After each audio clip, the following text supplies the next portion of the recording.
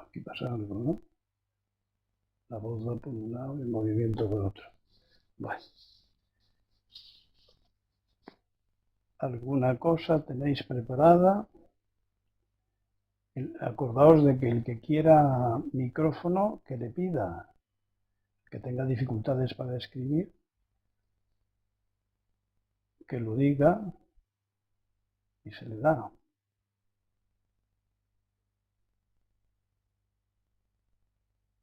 Sí, Julio, buenas noches. Ángela Gaso, David Gaso y Lara ha entrado en la reunión. ¿Cómo lo sabes? Porque pone que ahora somos ya 13 participantes. ¿Porque dice algo ahí o qué? Sí, aquí pone Lara ha entrado en la reunión. Bueno, ¿saber algún comentario, alguna pregunta, algún tema para desarrollar? ¿Curiosidad? ¿Algo?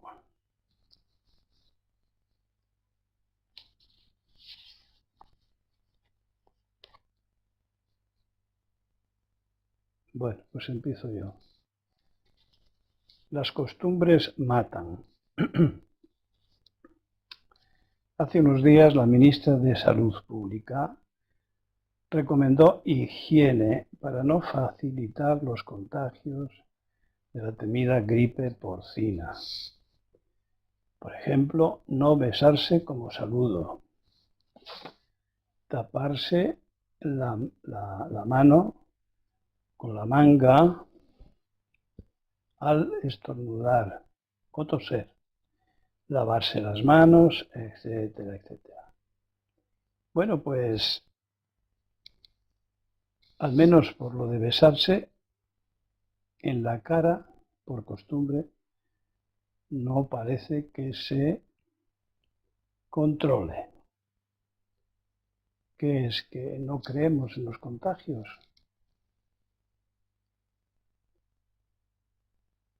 ¿Por qué no se hace? Porque se tiene esa costumbre mecánica y por lo tanto somos poseídos por ella. Falta de conciencia, de atención, debilidad, infantilismo. Fijémonos en un hábito tan sencillo como nos puede matar. Esto tiene que ver con la educación cívica, no con adoctrinamientos. Educación cívica. Este país está muy necesitado, pero mucho. Es decir, la egocentricidad ha colonizado la mente con amplio desprecio respecto al resto de las personas, incluidos nosotros mismos. Reconoceréis que es el colmo. El colmo. Bueno, ¿algún comentario? Bueno, puedo añadir que es indispensable autoeducarse en estas medidas de interrelación ciudadana y en otras para autoeducarse en las relaciones con uno mismo. Y por eso, pues en el apéndice tenéis las 6 disciplinas de Daidoji, que es una buena manera de comenzar la práctica. Hay que adquirir lo que antiguamente se llamaban perfecciones. Hoy lo llamaríamos perfeccionamientos. Perfeccionamientos, os lo leéis y para otro día pues conversamos sobre ello. Son los primeros pasos para adentrarse en el camino de la lucidez. Son pasos meritorios. Meritorio quiere decir en el budismo zen básicos que facilitan el despertar. Bodaishin. ¿Algún comentario? Belén, buenas noches. Simca ya entrado y Sopengas. Buenas noches. ¿Comentarios?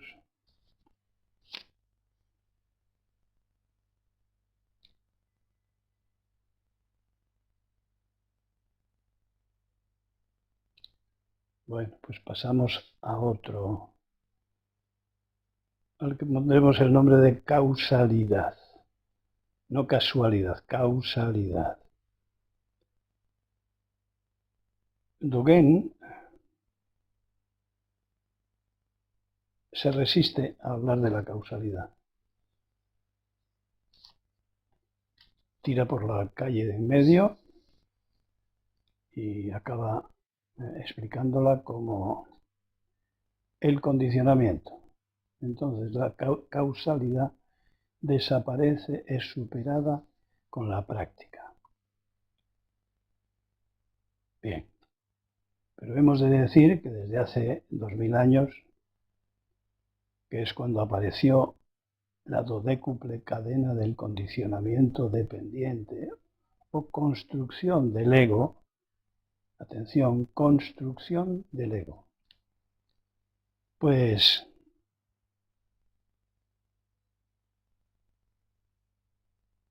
se comprueban una serie de eslabones muy bien descritos en esa dodécuple cadena, y cada eslabón condiciona el siguiente y el siguiente, y es condicionado por el anterior y condiciona el siguiente, etc. Entonces,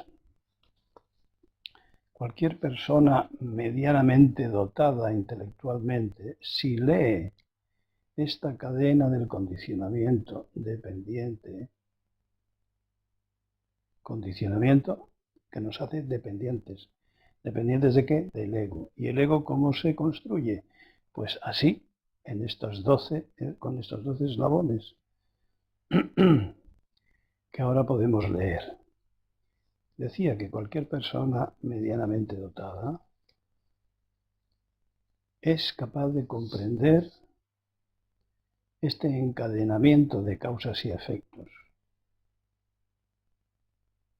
este encadenamiento de datos kármicos.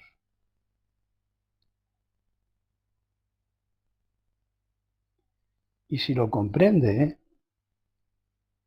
es inexplicable que no se avergüence de servir a un robot. Basta comprender esto para comprender que el ego es una construcción ajena, sobrepuesta, perteneciente a la cultura del momento, es decir, a la información, a las cosas que se traspasan de padres a hijos, que están en el ambiente, en la calle, en las escuelas, en los bares, de las cuales se alimenta el cerebro, como he explicado muchas veces, porque el cerebro tiene la misión de recoger información para nuestra defensa en el medio, es decir, para nuestra supervivencia. Bueno, pues cualquier persona que pueda entender esto se dará cuenta inmediatamente de que es un esclavo de su ego. Es decir, obedece a unas directrices robóticamente adquiridas.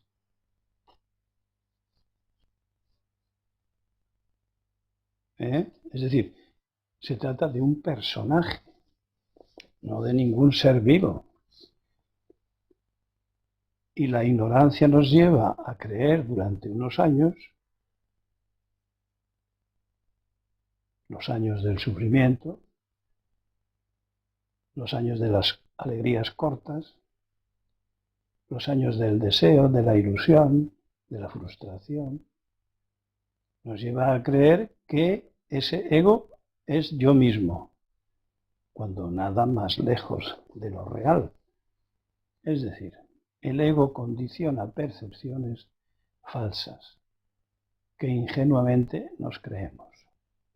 Vamos a repasar un poco la dodécuple cadena, estos 12 eslabones de la cadena de la causalidad que conforman la mente superficial o del origen dependiente del deseo, el apego, el sufrimiento y el no sufrimiento, la huida del sufrimiento, es decir, la estructura del ego.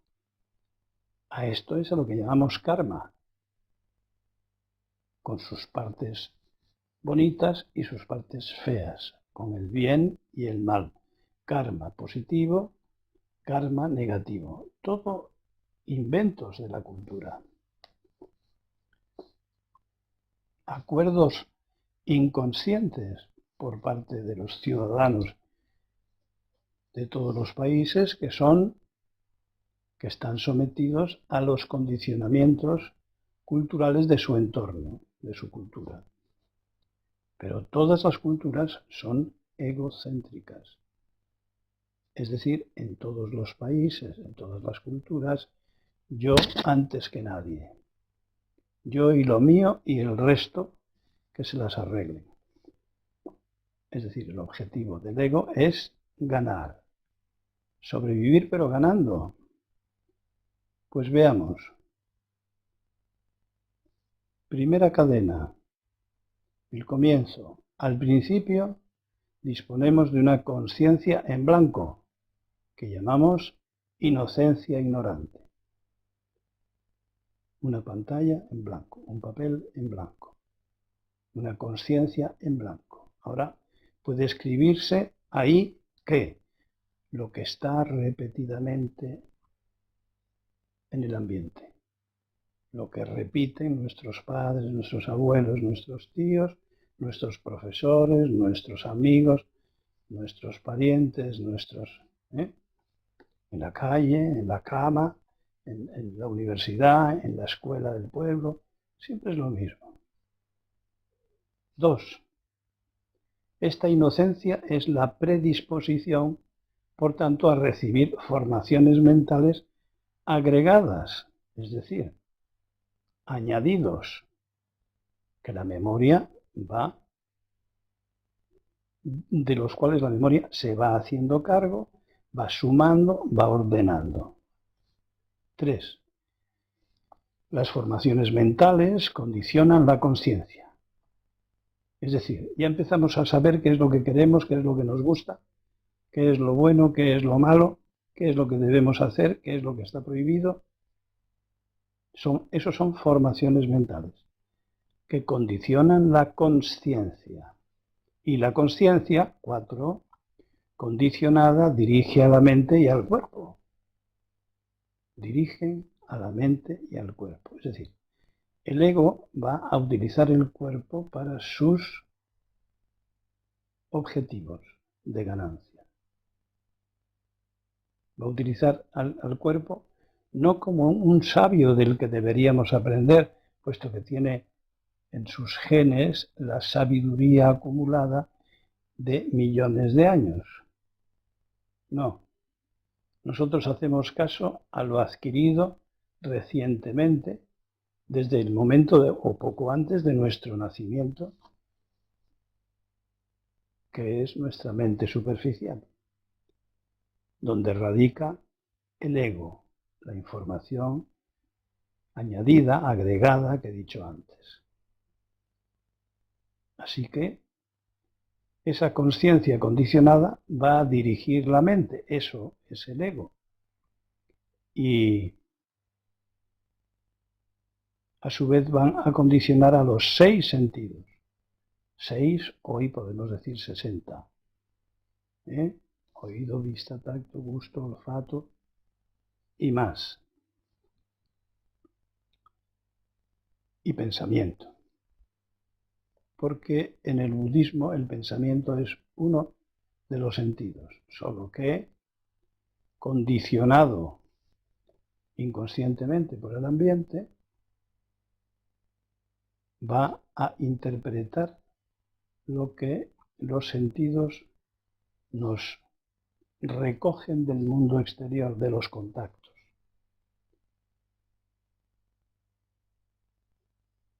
6. Los sentidos condicionados condicionan el contacto, por lo tanto. Es decir, tratamos de lograr contactos placenteros y huir de contactos displacenteros, dolorosos. Pero placer y dolor han sido condicionados por esas informaciones que constituyen el ego.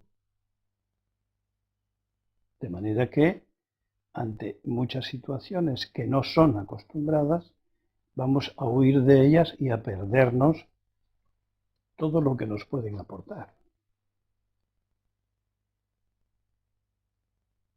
Así que los sentidos condicionados condicionan el contacto.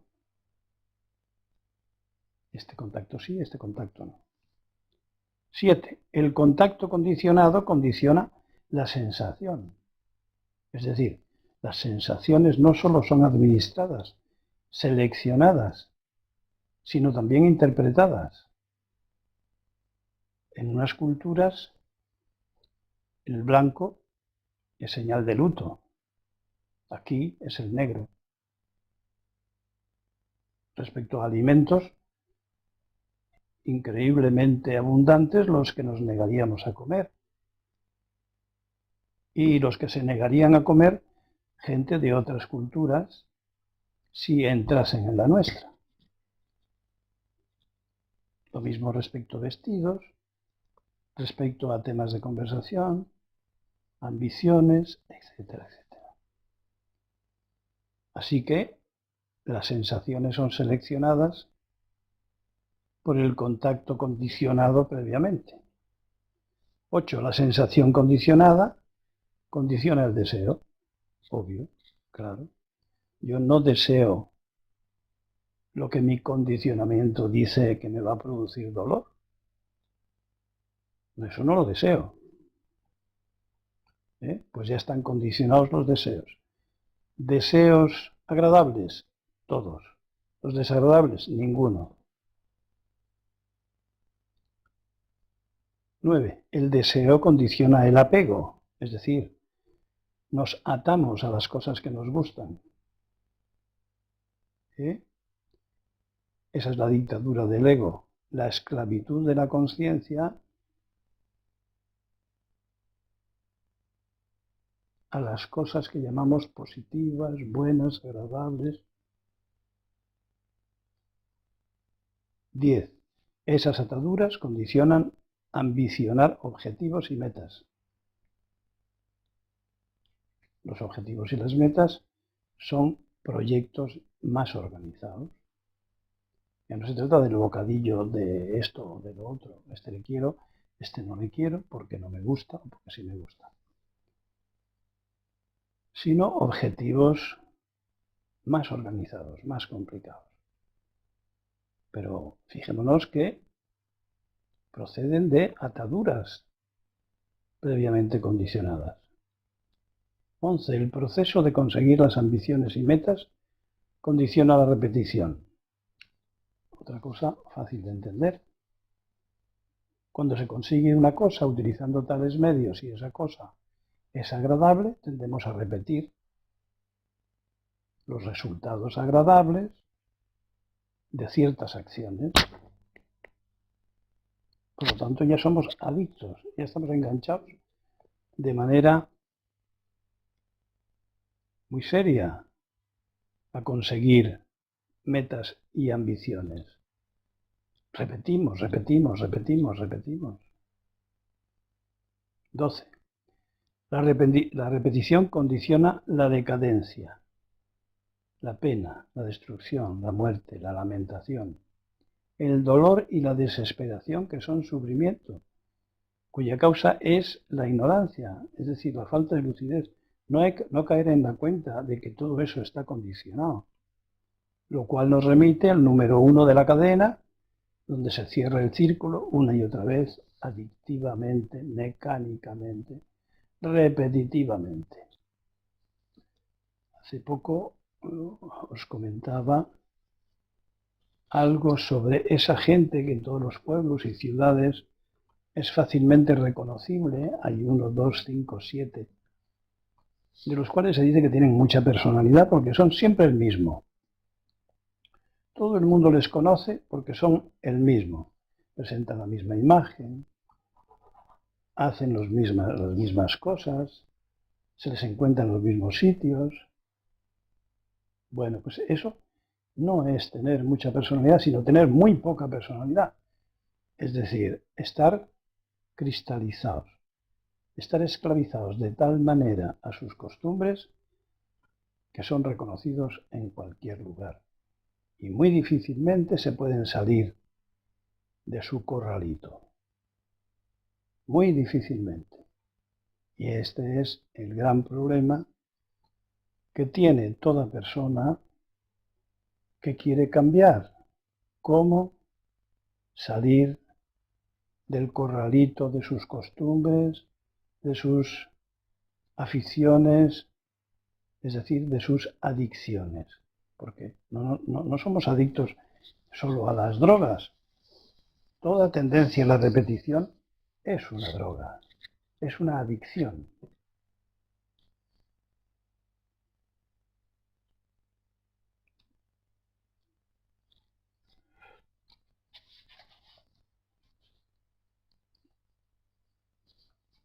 A ver,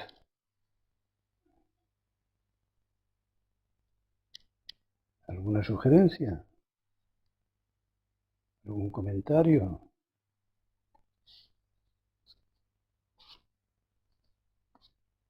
Puede creerse que estemos tranquilos sabiendo que no somos nosotros mismos, sino un programa que tiene un único objetivo, que es sacar tajada de toda situación, no de unas sí y de otras no. Cuando el ego no repite de una manera simple los medios para conseguir sus objetivos, es decir, los pospone, observémonos a nosotros mismos, está procurando un beneficio mayor, todavía mayor, por medios complicados, indirectos. Un beneficio mayor. Pues esta es la esclavitud al personaje, ¿no? Estar condenados a obedecer al robot. Esto hay mucha gente que no se lo cree, pero es que no ha leído la doble cadena del condicionamiento dependiente. Una parte de ellos, si lo leyeran y lo comprendieran, no con ninguna lucidez especial, sino con sentido común, con lógica.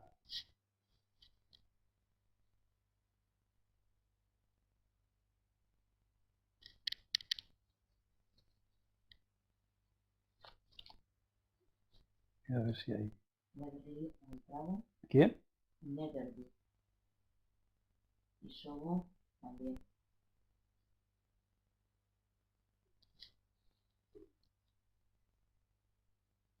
No hay ningún comentario sobre esto. Es fundamental para cualquier intento de liberación. O sea, cada persona que diga estoy harto de sufrir de las mismas cosas, por los mismos asuntos, por las mismas maneras, tiene que comprender el aspecto mecánico y robótico de nuestro ego.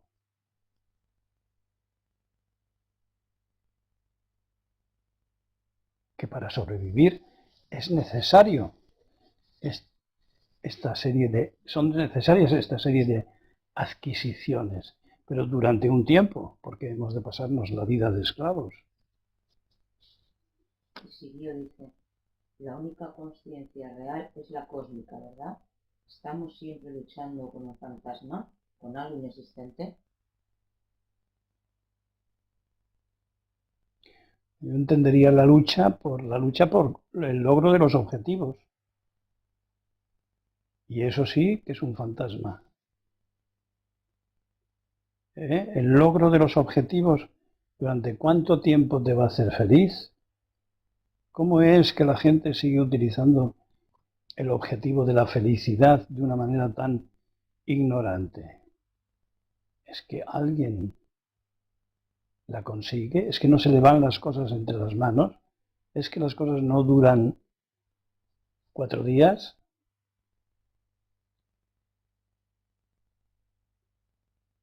Esto es ignorancia. Y de ahí viene el sufrimiento. Es decir, condicionamos nuestras acciones, sentimientos, pensamientos, porque estamos condicionados por nuestro ego. El resultado es satisfacciones y fracasos. Creo que se vea bien que son condicionamientos infantilmente originados, es decir, adquisiciones logradas inconscientemente a lo largo de los 15 o 30 primeros años de nuestra existencia. Corrientemente, cuando se llega a los 40, a los 50 años, se empieza a ver con claridad el autoengaño. Sin embargo, hay niños, jóvenes, que perciben que todo es impermanente, que todo pasa a esas edades y por lo tanto disponen de una lucidez previa muy importante.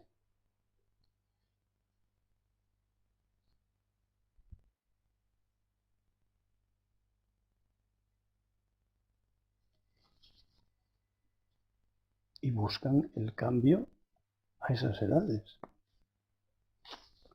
El caso de Dogen, por ejemplo.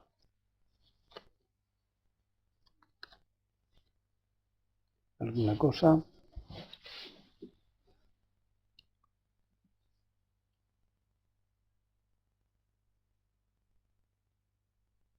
Marisa, ¿y si el objetivo es hacer bien tu trabajo?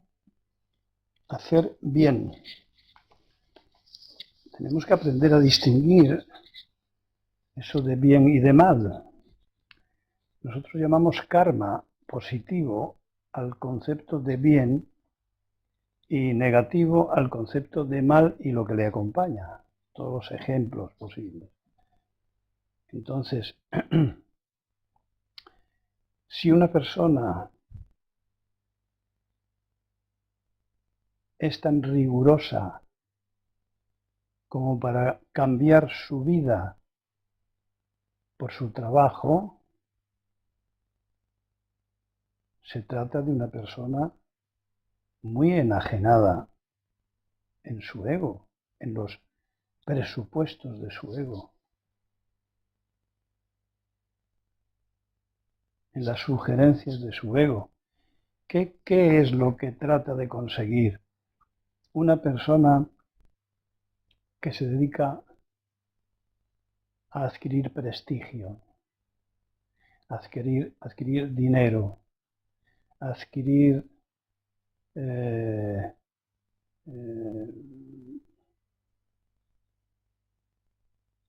diría yo? La belleza, la fuerza, o sea, toda esta serie de objetivos que nos acompaña a la especie humana desde siempre. ¿Qué trata de conseguir? Una autoimagen de aprobación, la aprobación de los demás, el cielo, Porque si para conseguir esos objetivos se olvida de sí mismo, se olvida de evolucionar, se olvida de desarrollar su mente, es un ignorante, engañado por las circunstancias. Es decir, aprender a vivir no es una cosa sencilla, porque creemos saber qué es la vida y cómo vivir. Y resulta que estamos repitiendo errores ancestrales. Vivir una vida desvivida no es vivir, es continuar como un servomecanismo las costumbres culturales. Es decir, un siervo más, un siervo vivo, un siervo potencialmente vivible. Pero ¿a dónde nos lleva el prestigio, el dinero, el éxito en cualquier campo? Si lo observamos detenidamente, no nos lleva a parte alguna, a ningún sitio nos lleva.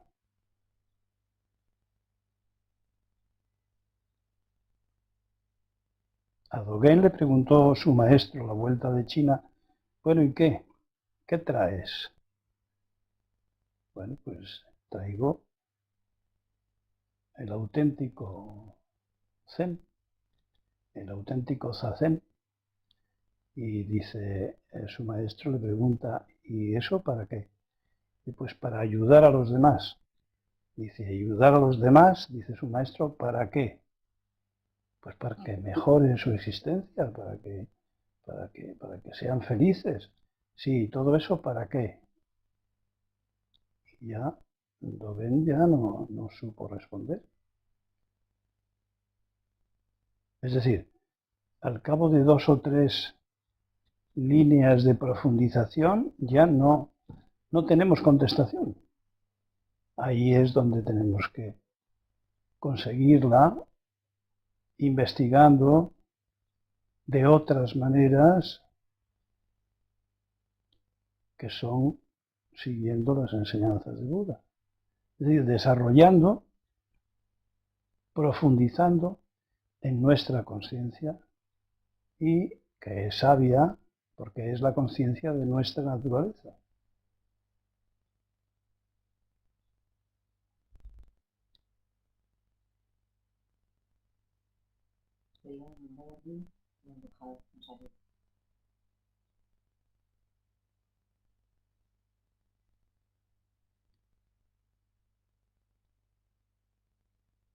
Algunos están contentos con estas charlas porque se les soluciona el problema del cine.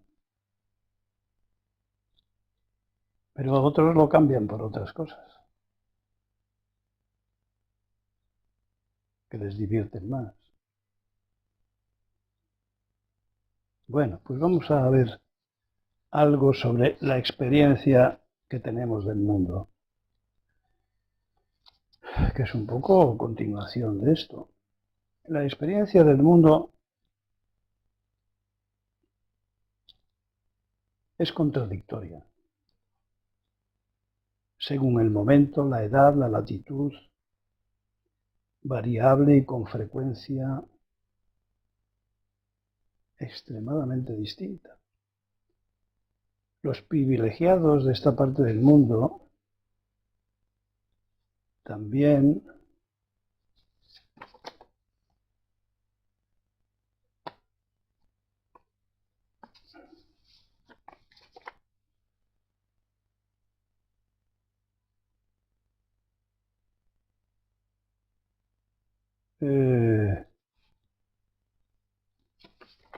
pretenden el éxito en el trato con las cosas, se adaptan a sus deseos e intentamos modificar las circunstancias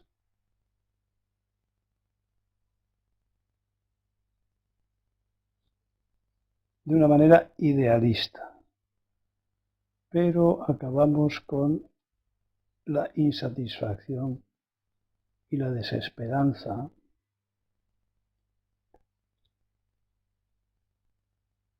ningún estado es pensable y los deseos e ilusiones se van sustituyendo por rutinas y compensaciones personales, cuando no adicciones. Solo el ignorante no tiene nada que aprender. Descubrir que hay un camino que cambia la mente, para ellos tampoco es estimulante. Solo el que comienza ese camino percibe que es posible hasta el apasionamiento. No sé si os puede decir algo de esto.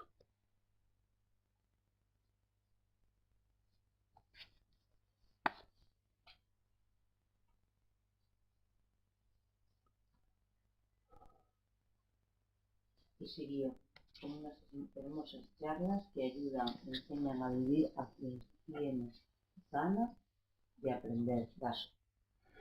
El que tiene necesidad de aprender.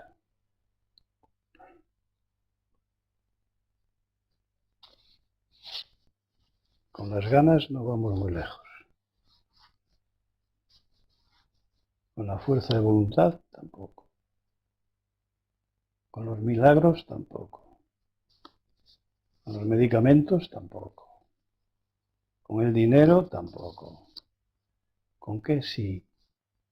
Alguna vez hay que preguntárselo uno a sí mismo. Y si la respuesta no la tiene, buscarla.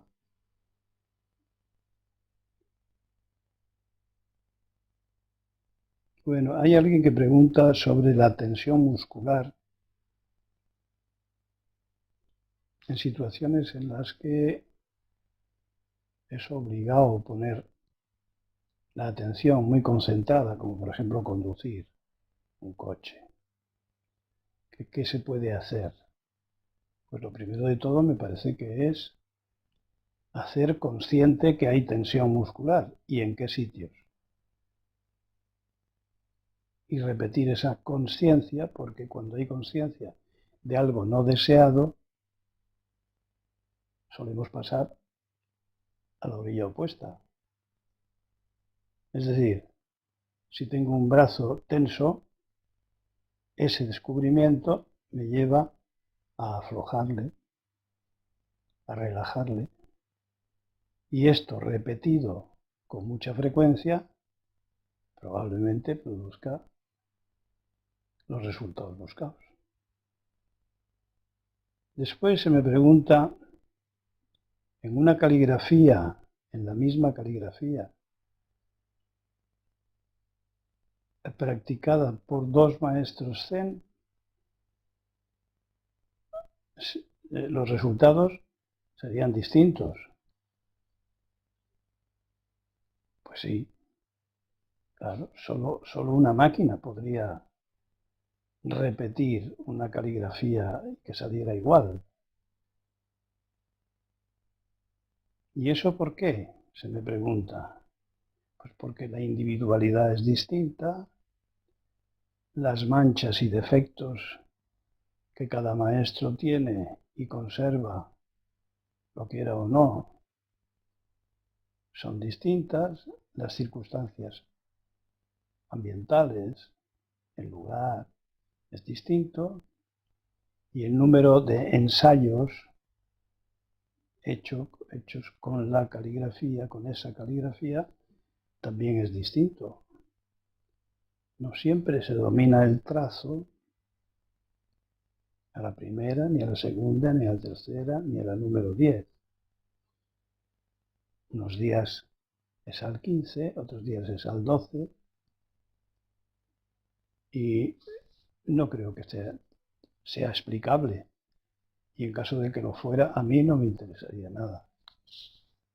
Es el intento lo que cuenta. ¿Alguna cosa?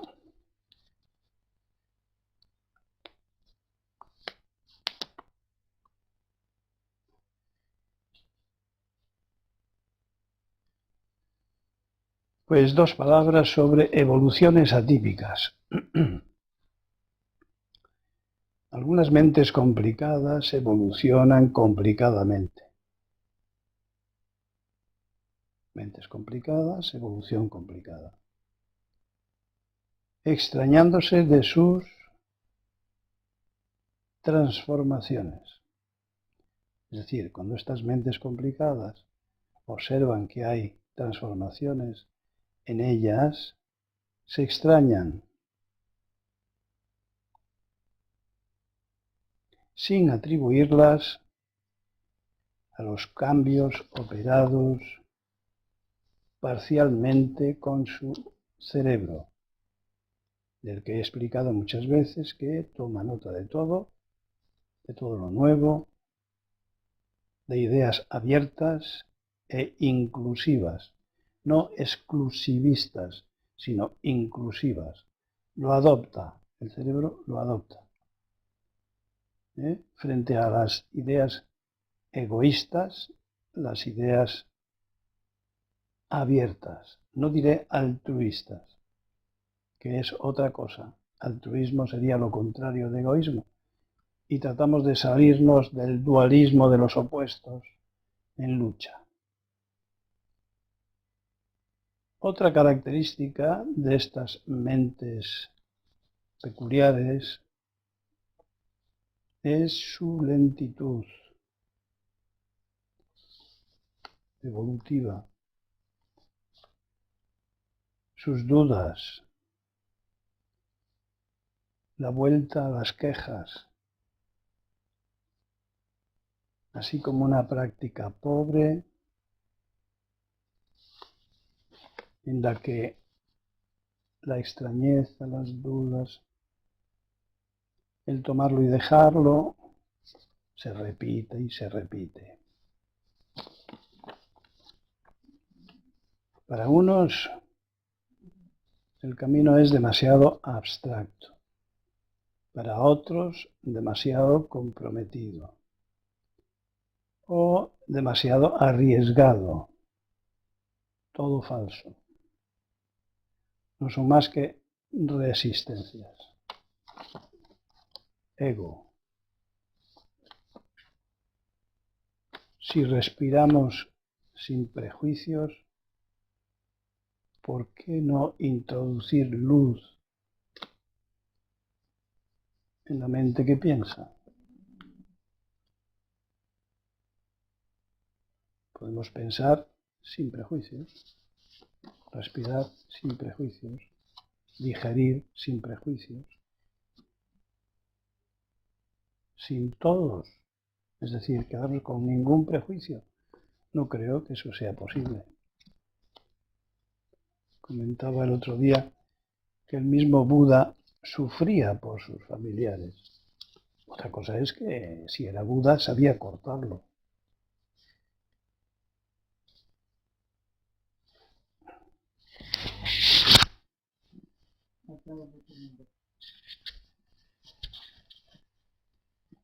¿Alguna cosa?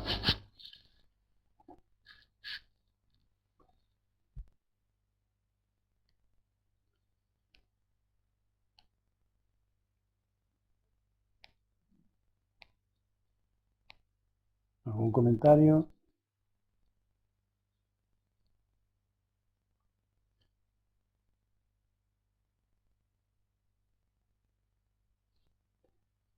Bueno, vamos a subir de nivel, a hacerle más superficial, con algo sobre el lenguaje. Datos científicos recientes, las mujeres, dicen estos científicos actuales, tienen más neuronas que los hombres dedicadas a las palabras y los sentimientos. Las mujeres, la media de mujeres, emite unas 20.000 palabras por día y los hombres 7.000.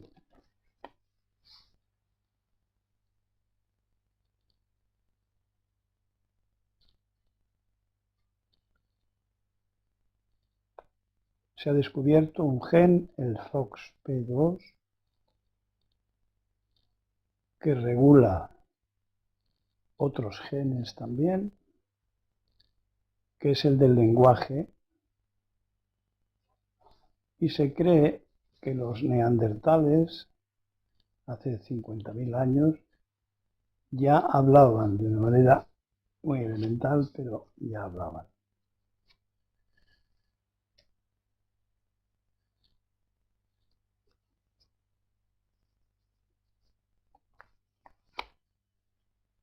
En otras ocasiones ya he comentado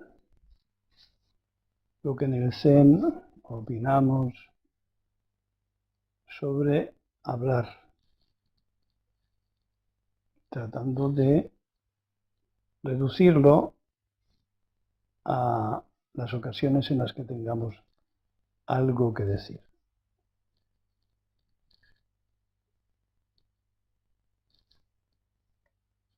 ¿Algún comentario?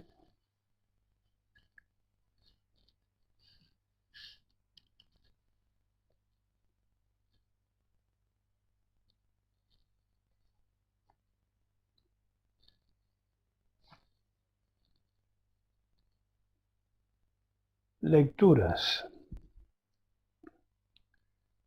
Nagarjuna, en el siglo II, uno de los constructores del Mahayana, describió y profundizó en la vía media, la escuela madhyamika, que se dice la sugirió Buda cuando salió del estado ascético medio muerto y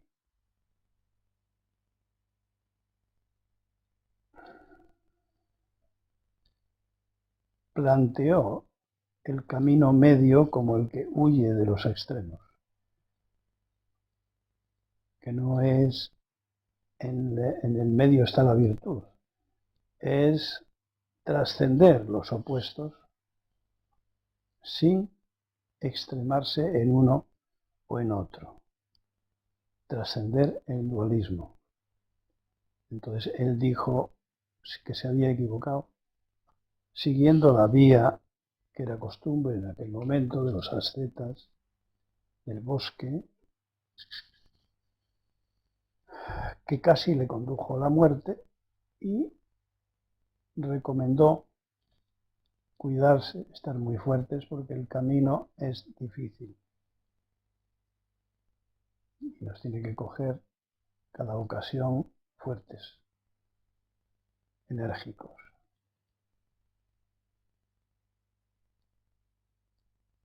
Con una energía disponible. Por eso, en las primeras charlas os hablaba yo de la energía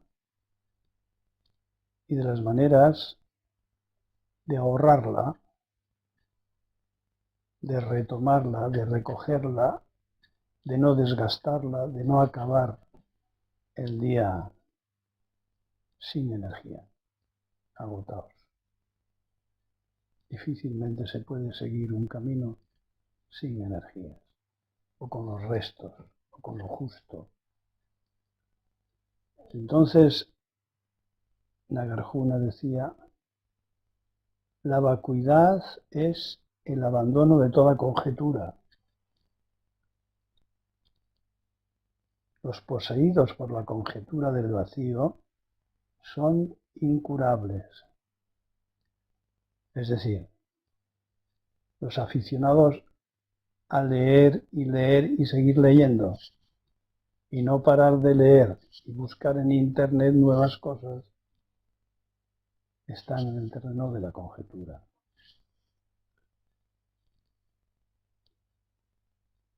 Y el propio Nagarjuna decía, la misma vacuidad está vacía.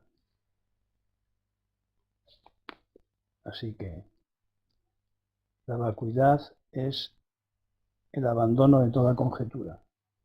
Hay unas 20 o 25 maneras de señalar la vacuidad. Bueno, pues esta es una de ellas. La búsqueda del camino, de la lucidez, se hace sobre todo en la práctica.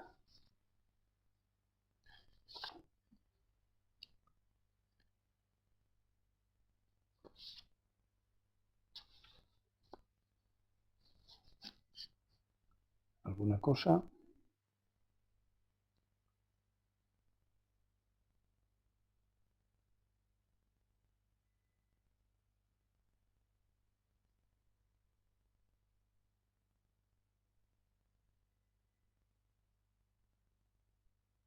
¿Qué? ¿Lo dices? ¿Eh? Que no he escrito nada. Ah, como te veía tan interesada en la pantalla. Bueno, habría que añadir al contrario, al comentario del otro día respecto al pescado,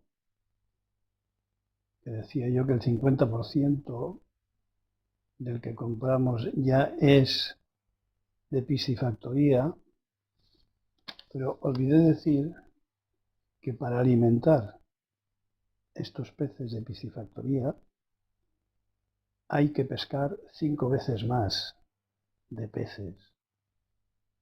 Entonces, ¿cómo no vamos a acabar con todo? Es algo semejante a la afición a la carne, pues claro, si la mayor parte del terreno disponible se utiliza para forrajes para las vacas, pues nos quedaremos sin tierra. Si la mayor parte de los peces hay que pescarlos para dar de comer a los peces que están encerrados, pues acabaremos con los peces. No hace falta ser muy listo, creo.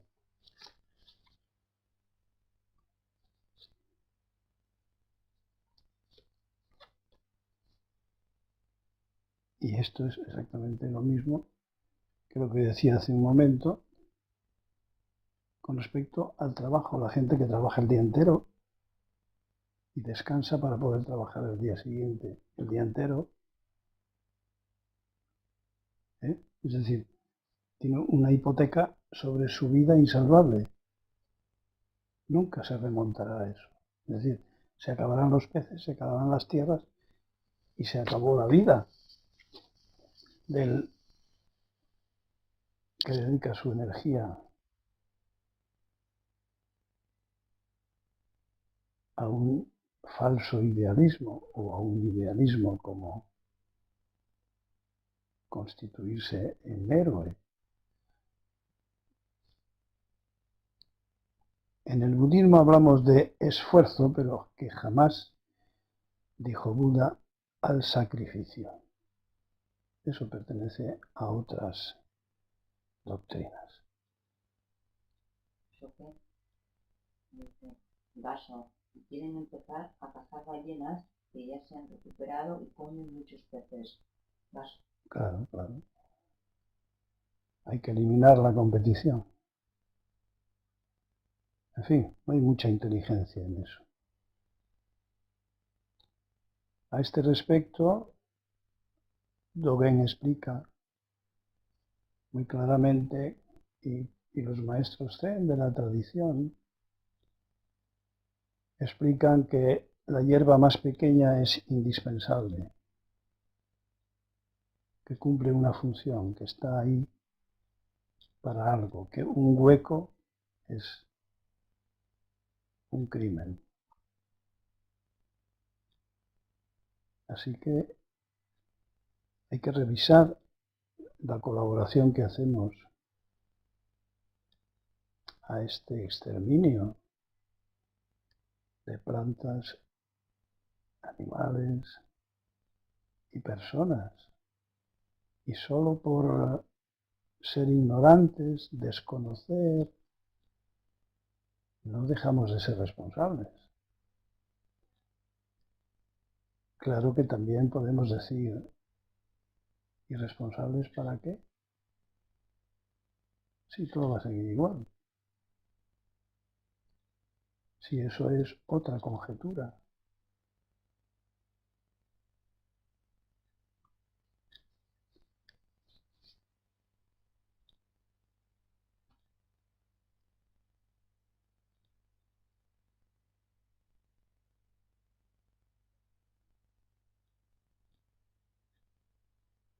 Nada,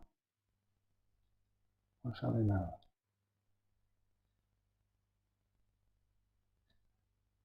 Bueno, última chuleta. Vivir realmente siguiendo a Buda. ¿Qué es vivir?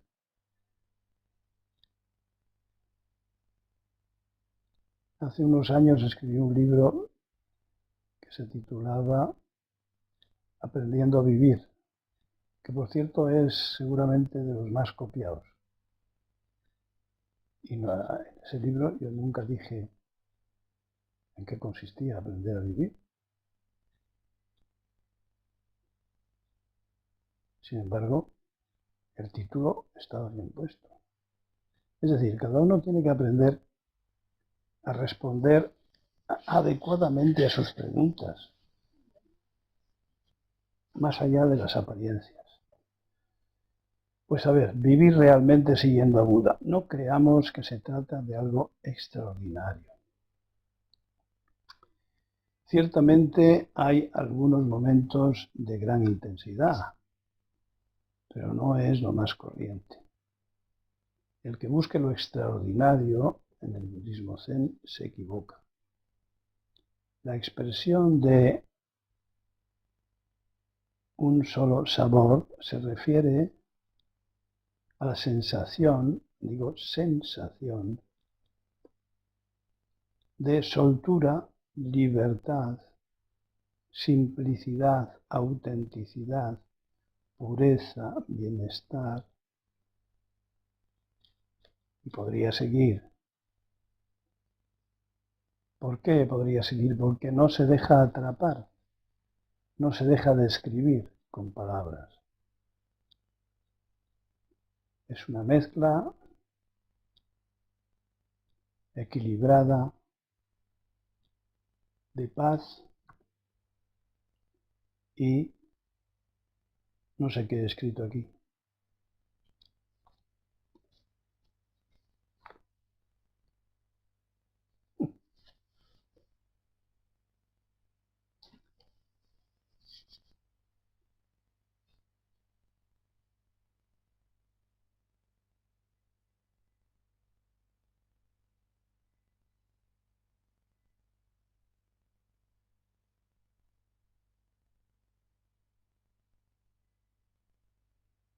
El que quiera más, que tire de la cuerda.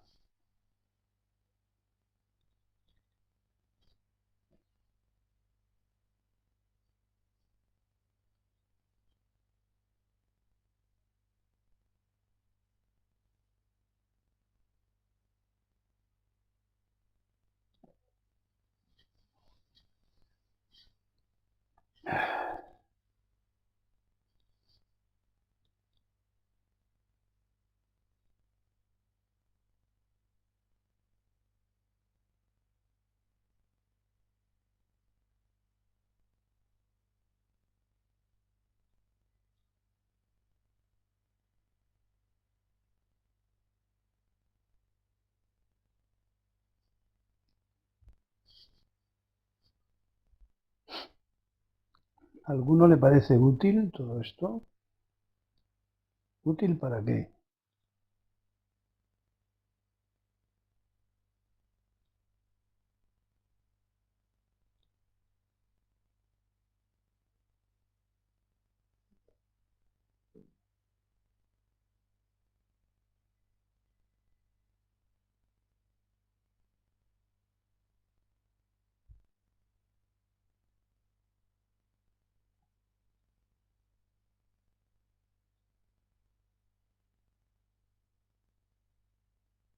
No, no te molestes, que no. Maite Méndez, Gaso, útil para vivir. ¿Hay que es vivir? Soquén. A veces recuerdo cosas de las charlas que me vienen a la cabeza.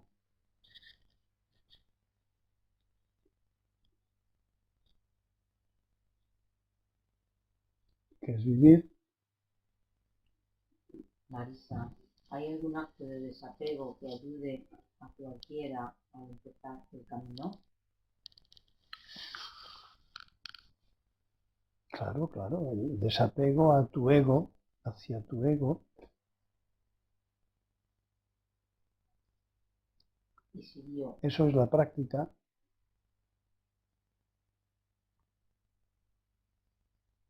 ¿Qué dice? Sí. Útil para no sufrir inútilmente. Maite Méndez. Disfrutar de cada momento. Ya te he explicado que no es un disfrute extraordinario, no es milagroso, no es algo de una intensidad llamativa.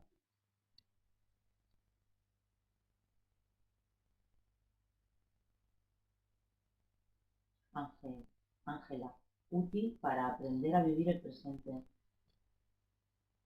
Ya, pero todo eso son frases fáciles. Hacedme alguna frase que explique vuestro estado de utilización. Ángela. Reaprender. Reaprender a vivir el presente. Que sí, que todo eso está muy bien, pero que no explica, y es lo que yo os pido, que expliquéis la acción de vivir, la utilidad para la acción de vivir.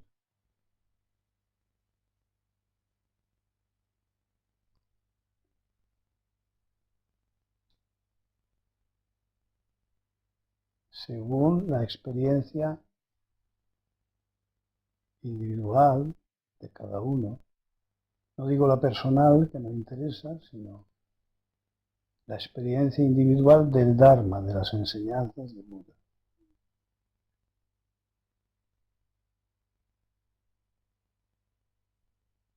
Quizá hay que dedicarle un poco de tiempo a escoger este tipo de lentejas, porque si me habláis de las piedras, no sirve.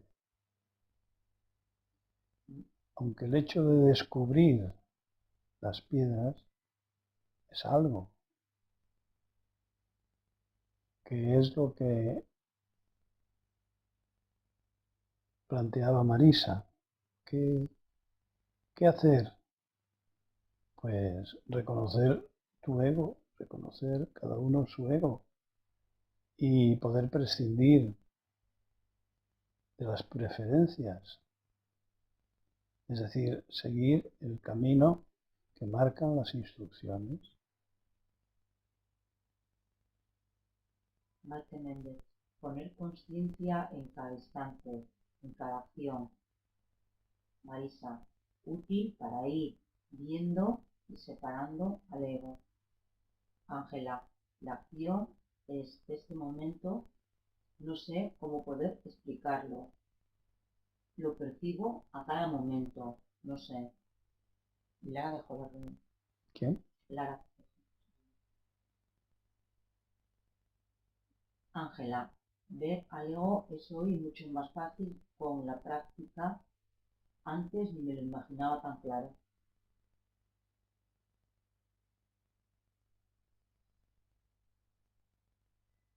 Soken. Creo que comprendo lo que es la vía media.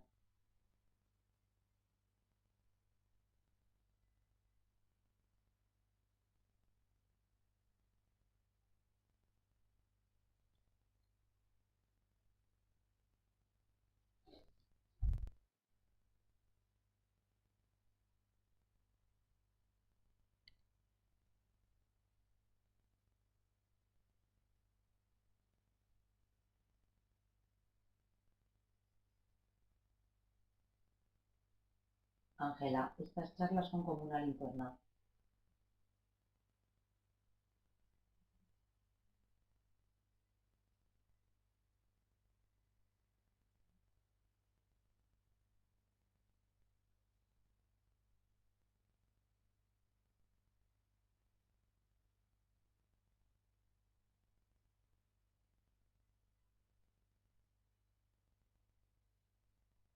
Suso, útil para engrasar la mente.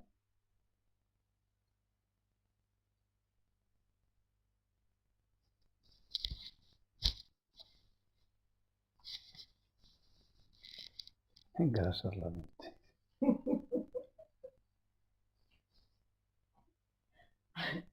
Ángela, o desengrasar. ¿No os dais cuenta de que tenéis respuestas para todo, pero desde las palabras? Yo no pregunto eso. Todo eso huele a zen, apesta a zen, a libros leídos. No, a mí me interesa el libro de vuestra vida. Es decir, respuestas originales, que quiere decir desde el origen.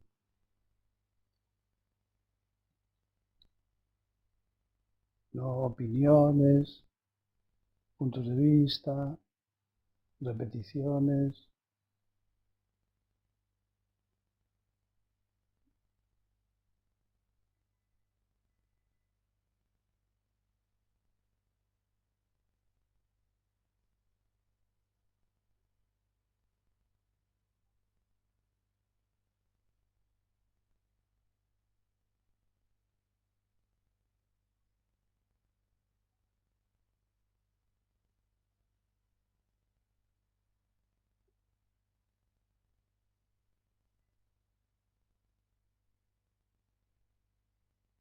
¿En qué se ha salido?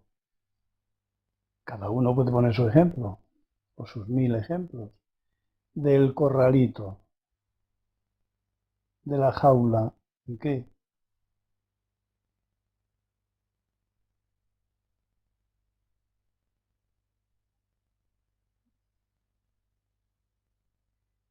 En el último libro hay un huevo de gallina, ¿eh?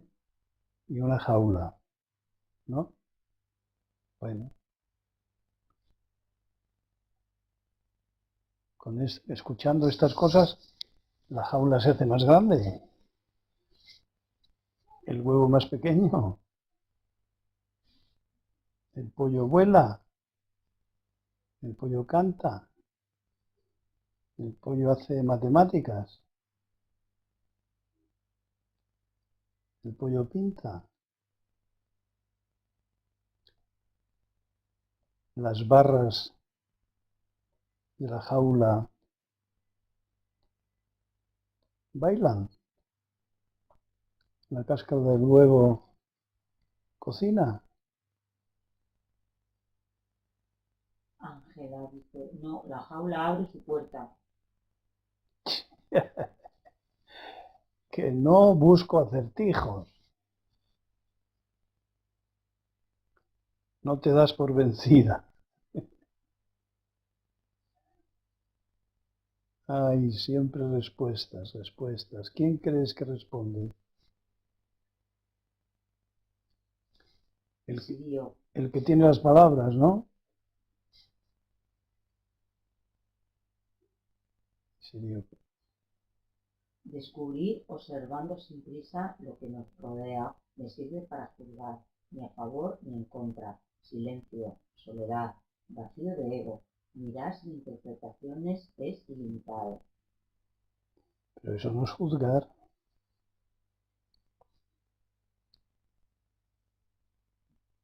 Y Ángela contesta, niego seguramente. Sí, sigue contestando. A ti no te calla cualquiera, ¿eh? Oh, ¿eh? Mientras hables no te escuchas. Y siguió, dije no juzgar. Ah, entonces me lo has leído mal. Sí, pues sirve para no juzgar. Ahí lo tienes. He leído mal, sí. Me sirve para no juzgar ni a Ponte, favor, ponte las gafas. ni a favor ni en contra. Silencio, soledad, vacío de ego, mirar sin interpretaciones es ilimitado. Ah,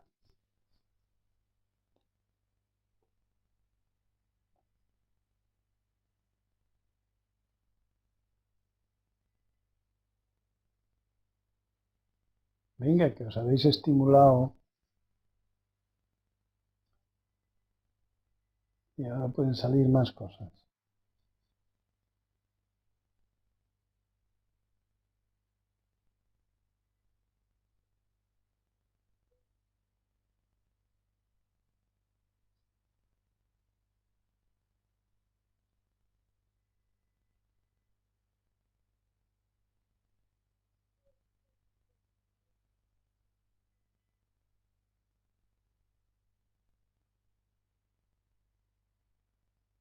Bueno, ese es el buen camino.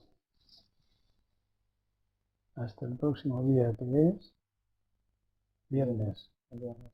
El viernes. Ujú. Hasta el viernes.